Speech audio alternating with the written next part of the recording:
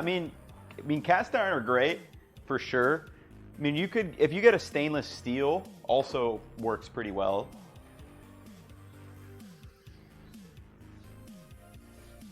But yeah, actually, I don't have a stainless steel. I've cooked on stainless steel before, and they work really good as well. Carbon steel is another good pan, but yeah, pretty good looking kitchen. Nordic apartment. Not sure what a Nordic apartment is. Is that a style of apartments? But no, it's just like I don't know. Not sure what style of apartment this may be.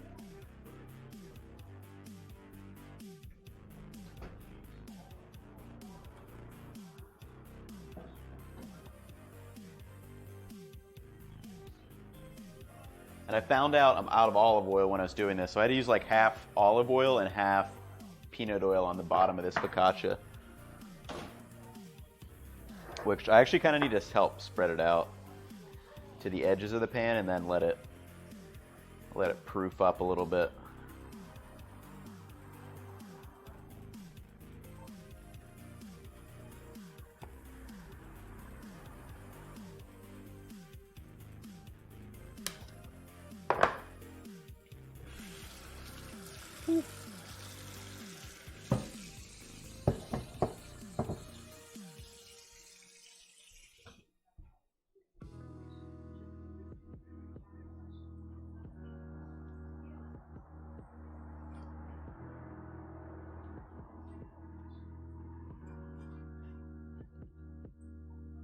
What made you want to stream on Twitch instead of the YouTube channel? I don't know. That's kind of something I'm still considering, maybe just moving it to the YouTube channel.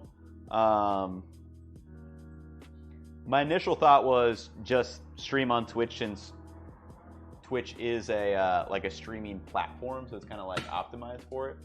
And it's what people expect when they go on the platform versus YouTube, though that's kind of changing with YouTube because there's plenty of people streaming, and it's almost just as popular. So I actually may end up moving to YouTube, just because I've been thinking, like, because since I only stream, a couple times a week, it probably makes more sense just to keep things on YouTube. But yeah, we'll see. Still haven't decided what I want to do. Okay, so let's throw some seasonings on this. I'm just going to start with salt. And then I don't know what I'm feeling today. Like what I want this to be.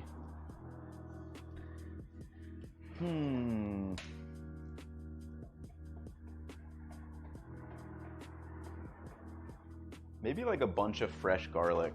Would not be opposed to that.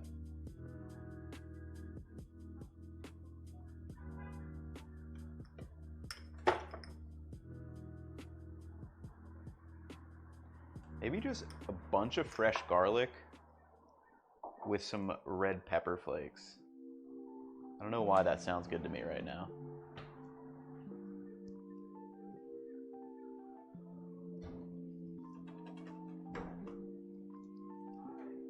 Camera quality is exquisite. Hey, appreciate that. Thank you.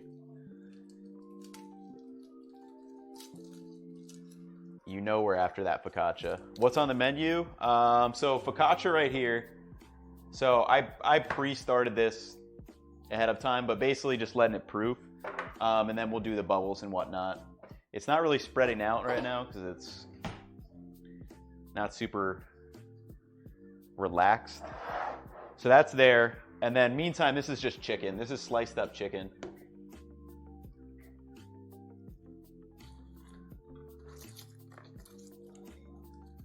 So basically the thought with the focaccia is to make a sandwich out of it.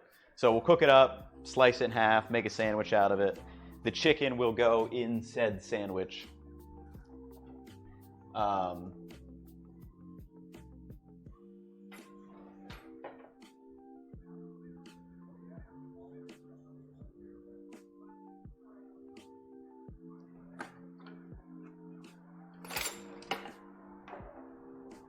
So we're working on it. We're still in the we have the loose ideas, but there's still things that could happen along the way. The view looks like something from the year 2050, clean, super clean.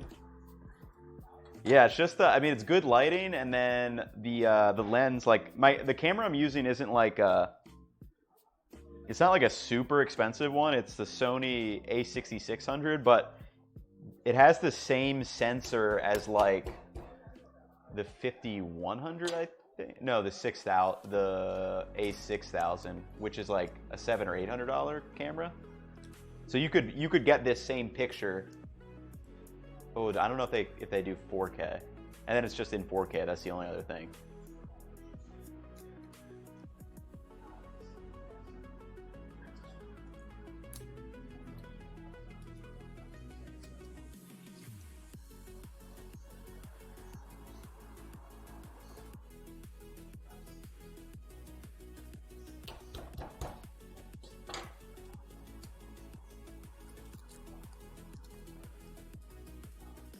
Yeah, I'm gonna just grate a bunch of garlic in here. Fresh thyme and rosemary for the, yeah, I don't have fresh, but I'm gonna do we'll do rosemary on the focaccia. I'll probably just do rosemary, black pepper, and probably just call it that. If I have Parmesan, I may sprinkle some Parmesan over top. I don't know if I do though. Don't remember. I probably need to go to the grocery store either today or tomorrow. Oh, that was odd. Sun-dried tomatoes would also be killer, but something I do not have at the moment either.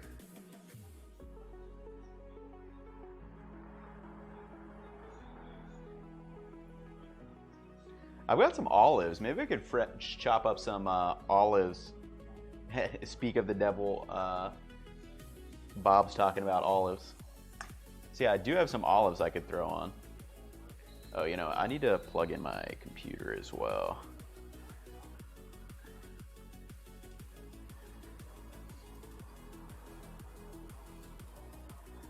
Not a huge olive guy, but I like olives in things like this. I don't really like munching on olives though. I mean, they're all right, but not my fave. Yeah, let me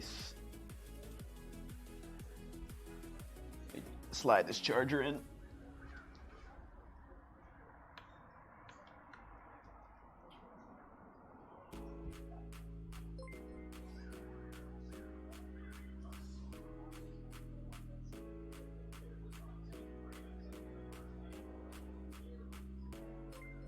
Do you normally cook this chill-like?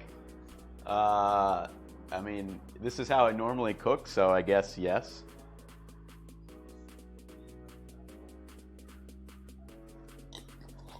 I'm not sure what you mean by chill. Yo, what's going on, Matt?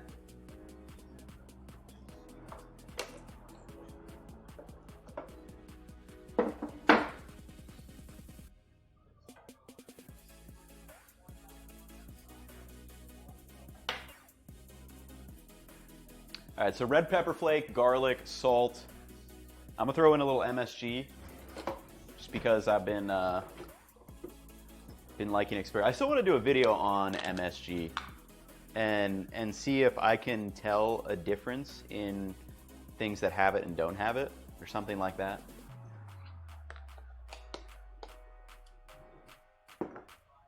I mean, it definitely has a taste to it. There's no denying that.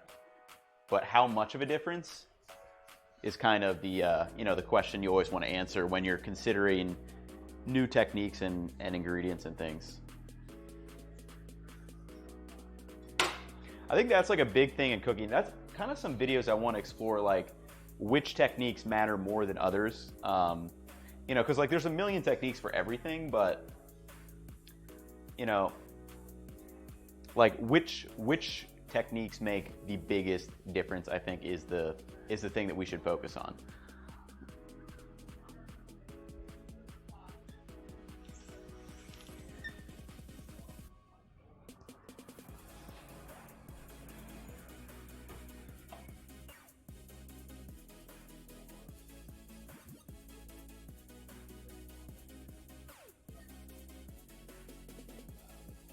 Just wanted to say the chicken breast, rosemary, mayo, and garlic, definitely my new go-to. Awesome. Yeah, that's a killer one. Can't beat it. Oh no, yeah, you can definitely tell. Yeah, I'm not saying you can't tell because you 100% can, but I'm saying if you like where does it make the biggest impact? Like if I make a very well prepared dish, like a layered fried rice with like, other good umami components. Maybe I'm getting nice browning. Maybe I'm getting mushrooms in there. Maybe some soy sauce. Like if it's already very well prepared, does MSG take it to this completely new level, or is it it's definitely MSG definitely makes it better, but it's not like it's like it makes a good thing just a little bit better, or does it make a good thing absolutely great, like out of this world? Is kind of like the is what I mean by kind of exploring which techniques make the most difference. Because like if you were starting someone out on like a fried rice recipe or some kind of other stir fry or something, like you probably wouldn't start with get MSG. Maybe you would start there. That's kind of the question I want to answer. Is like, do you say, all right, we're gonna start, you need to use MSG? Or is it, hey, you need to figure out how to use your other ingredients well first?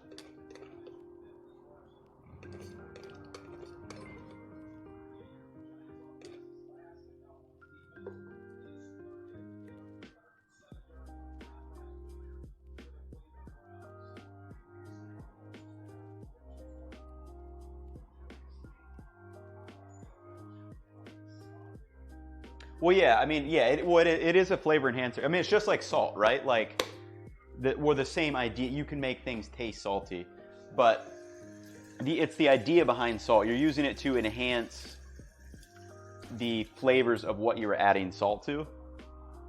So, it's very much a similar idea.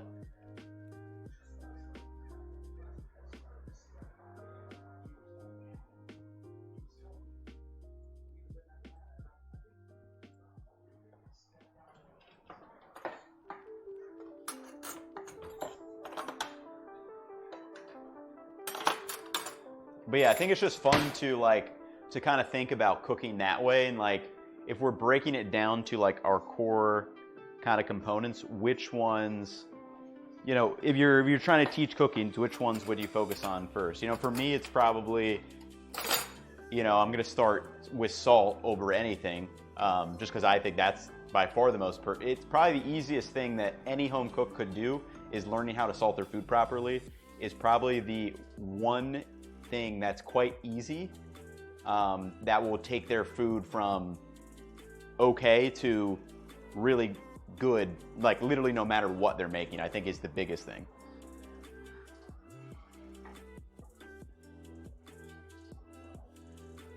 You have a squirt bottle with MSG and water. That's kind of cool. What's your what's like the ratio, or what's your percentage of MSG to water? That's a kind of cool idea. I kind of like that. Maybe I'll get a squirt bottle and do the same.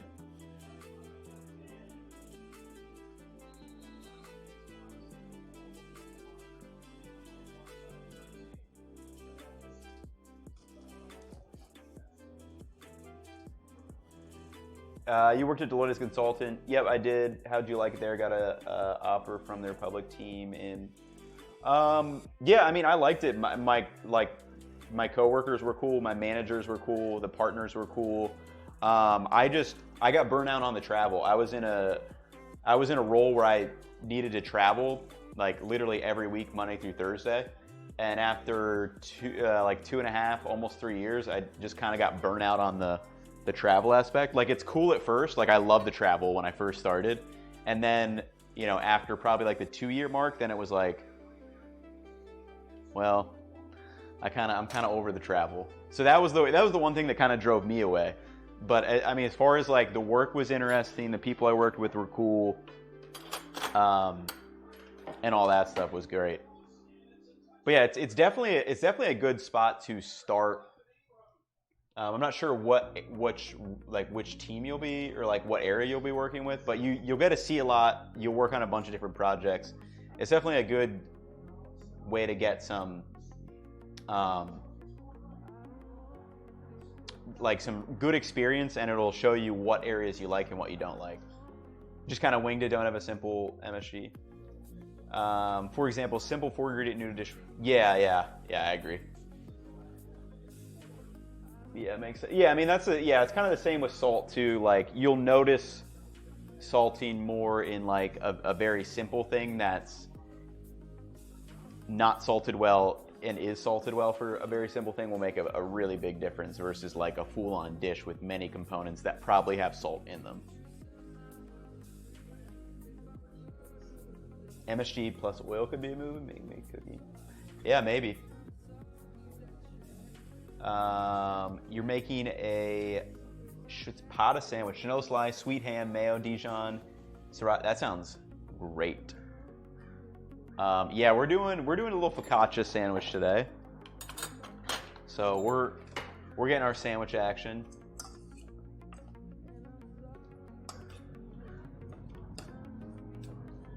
Sriracha ketchup always. I usually do a sriracha, mayo, a little bit of ketchup.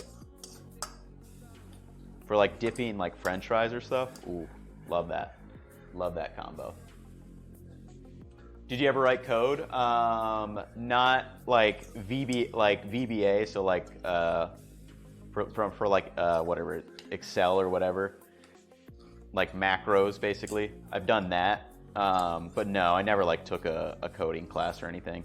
And then I did like some basic stuff in one of the softwares we worked was called Automation Anywhere. So like it's not a coding language, but it has like a lot of the same core principles. But it's a little bit more. There's functions. It's not drag and drop, but it's a little more user friendly than just writing like straight code for sure.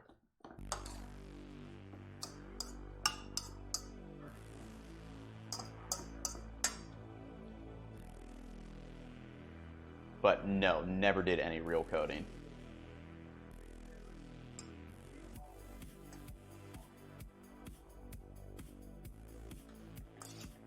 Oh, ciabatta? Maybe that. I feel like I've heard that.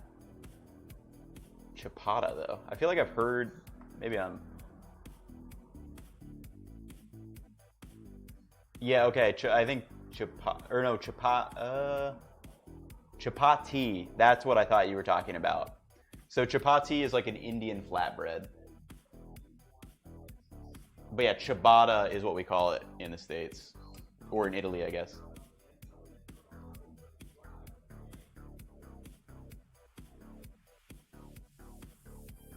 You're in the you've used numerous software engineer. Oh yeah, so there are people who do, but my background, and there are quite a bit. It really depends on, because Deloitte's like massive, so there's literally people doing everything in everything. So like there were people who I worked with who like they had like CS degrees. And things like that. So it really depends on what type of projects. I was always kind of the liaison between, the business and like our tech people, like on projects. So like I'm working with the business to like kind of understand the functional requirements of what we need to make. Then I kind of help give that to our tech team and put that out there. But they actually build a solution. They're the ones doing the technical work, the coding. So yeah, it really depends on kind of what area you're in. But yeah, there's like everything in consulting. It's kind of wild.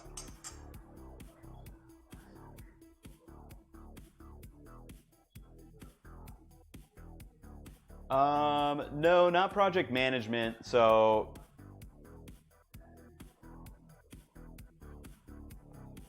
because like for our PMO, for our PMO is much different. Like I guess it depends on how you want to talk about project management. Because like within Deloitte, like project management is literally, at least in Deloitte, was most of the time making sure the right people are there, just making sure the work's getting